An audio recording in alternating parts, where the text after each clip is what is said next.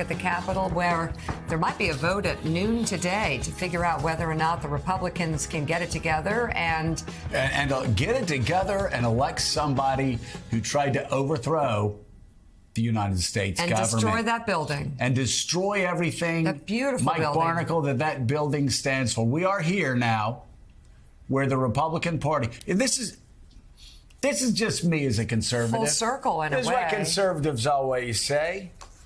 You think it can't get worse? Oh, it can always get worse. You don't think it can get worse in Russia after Putin? Oh, I most certainly assure you. It can get far worse. You don't think it can get worse in Washington, D.C. with Kevin McCarthy as Speaker of the House? Mike Barnicle, we may be about 5 hours away from the Republican Party selecting a guy that conspired to overthrow the American government.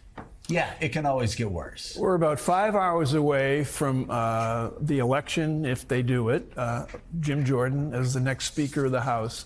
A defining moment for the Republican Party this year. They are defining themselves and aligning themselves with a person who you just indicated did yeoman's work on trying to tip over the Constitution of the United States on January 6th, did yeoman's work on trying to ignore the official results of an election of a president of the United States, denial of the right of that incoming president to take office, a person who is going to preside over the House of Representatives, an institution where he ignored a subpoena served upon him by the House of Representatives. They're about to do all of that, and that means the official end, sooner rather than later, of the Republican Party in the House of Representatives, because the prediction would be Jim Jordan as Speaker is going to guarantee that the House is going to be Democratic come the next election.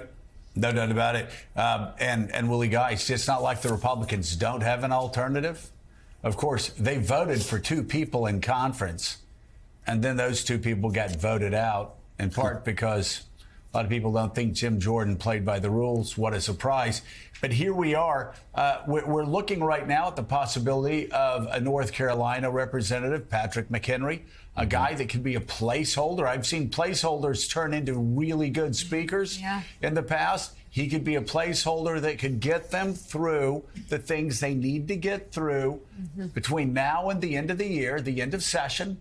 And then they can work, like every other Congress does, over vacation, over December vacation and recess in January, and come back in January with somebody that can get 217 votes. This is not hard. Trust me, when I say this is not hard, this is not hard.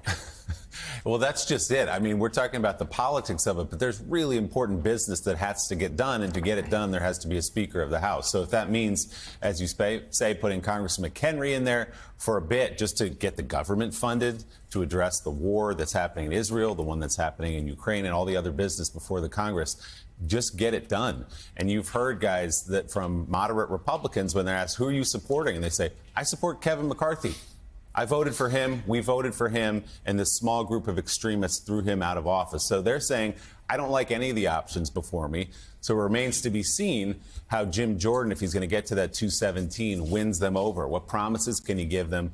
What deals can he make so that they will hold their noses and vote for him? Man, you know, again, that's amazing. First lesson in Fight Club is you don't talk about Fight Club. You and I, Mika, we always talk about that.